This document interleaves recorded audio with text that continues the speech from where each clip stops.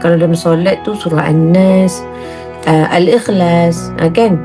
Surah Al-Masad yang pendek-pendek tu surah favourite kita lah. Kenapa? Sebab manusia ni kalau dari segi amal-amal tu semua nak mudah, tapi nak ganjaran, nak keuntungan semua nak yang banyak-banyak kan. Nak usaha dari segi akhirat semua nak yang senang-senang. Kenapa surah An-Nas ini dinamakan sebagai An-Nas? Kerana surah ini dimulai dengan pernyataan tentang keperluan manusia untuk memohon perlindungan daripada Allah. Dan juga ia disebabkan kemunculan perkataan di dalam surah itu yang banyak. Ada 5 kali disebut di dalam surah ini dengan perkataan An-Nas.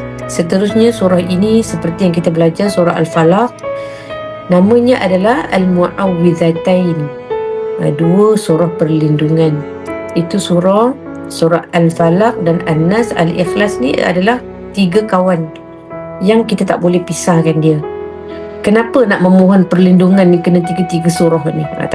Tadi Allah dah ajar kita memohon perlindungan Allah daripada Al-Falaq, segala jenis kejahatan ni. Yang siapa cipta dia? Allah.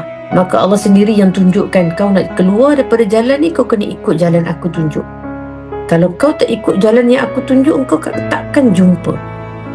Kau juga akan tersesat dengan semua kejahatan-kejahatan itu yang aku cipta. Jadi baiknya Allah, dia yang cipta kejahatan, lalu dia tunjuk kepada kita.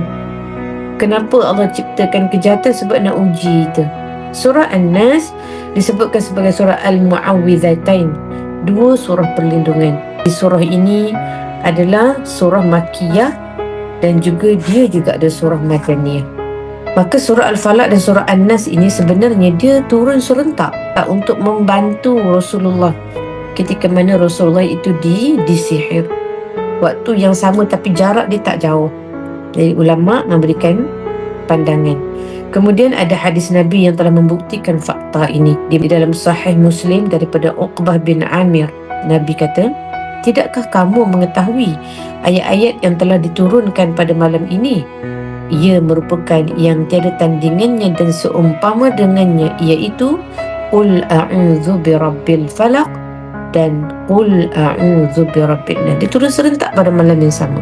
Gandingan Mu'awwidhatain, 2 surah memohon perlindungan daripada Allah.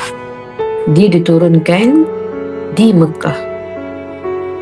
Ada 6 ayat dan 20 perkataan daripada 79 huruf.